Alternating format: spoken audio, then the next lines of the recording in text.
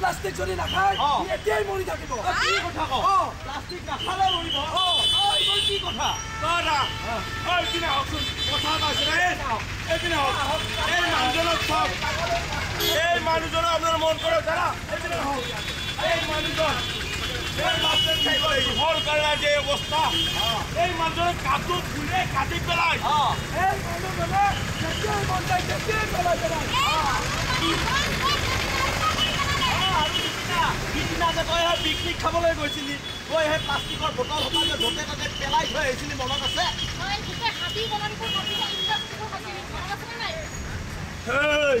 তইতো নিজৰ স্বাৰ্থ লাভৰ কাৰণে সকলো কাটি তহিলং কৰিলি কিন্তু তই এবাৰো নহ'ল ৰাইজ কি এবাৰো নাভাবিলে গছ বন কটাৰ ফলত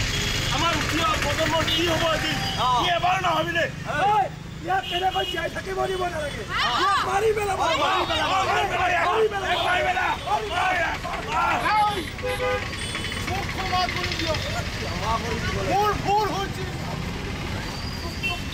সমান যোগ্য নহয়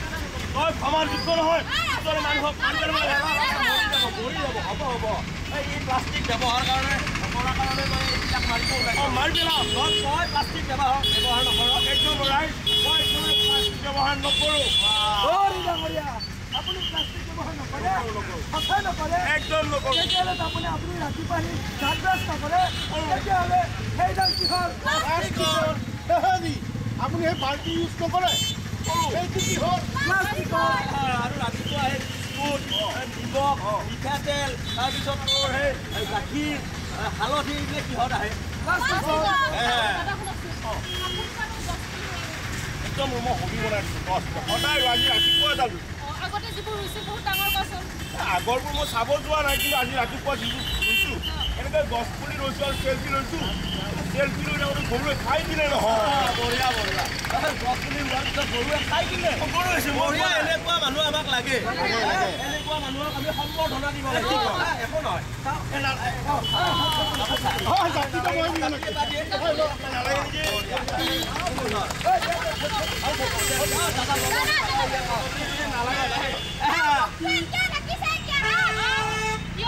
এতিয়া মুখখন ঢাকিছ কিয়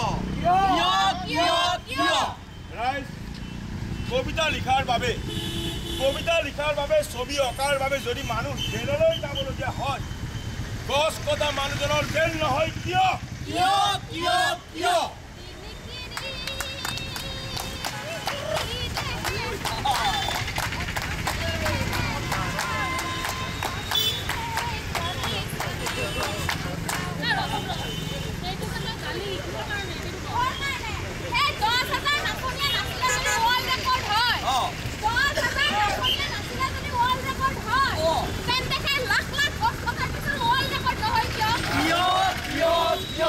আৰু সেইটোৱে নহয়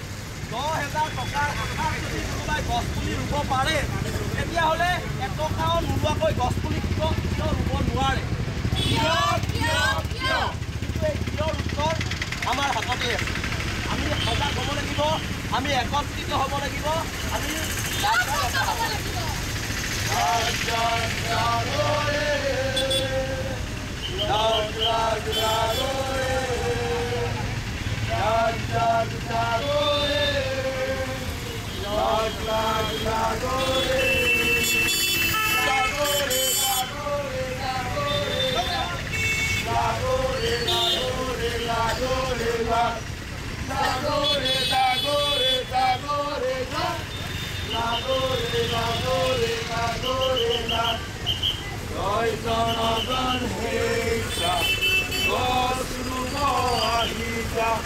জয় জনগণ হেইছা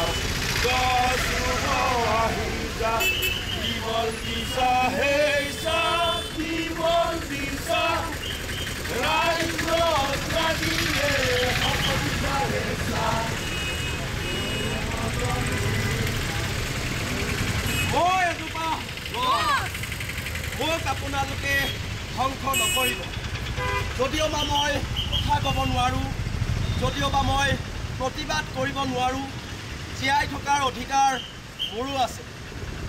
আপোনালোকে জীয়াই থাকক আৰু মোকো জীয়াই ৰাখক। আপোনালোকে উশাহ লওক আৰু মোকো উশাহ ল'বলৈ দিয়ক, কাৰণ মই হয় ৰাইজ। আপোনালোকে জানে গছ নহ'লে যেনেকৈ আমি জীয়াই থাকিব নোৱাৰোঁ, আমাৰ পৃথিৱীখন ধুনীয়া হৈ নাথাকিব।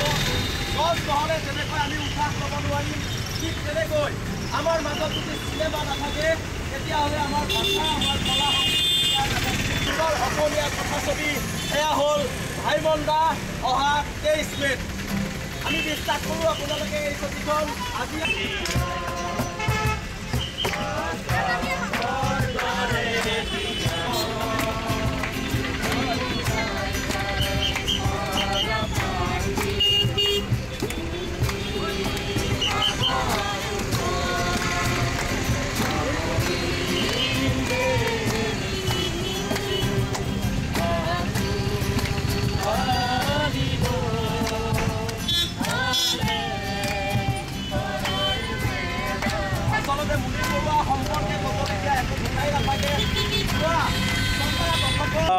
এতিয়া অসমৰ আকাশে বতাহে কেৱল ভাইমন্দা ভাইমন্দা ভাইমন্দা। আমি বিভিন্ন ঠাইত প্ৰচাৰ কৰি আহি আজি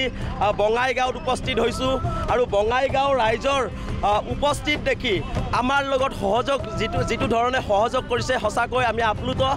আজি যেনেকৈ তেখেতসকলে আমাক সহযোগ কৰিছে, ঠিক তেনেকৈ 23 মে'ত ভাইমন্দাক মৰম দিব বুলি আমি আশা ৰাখিছোঁ।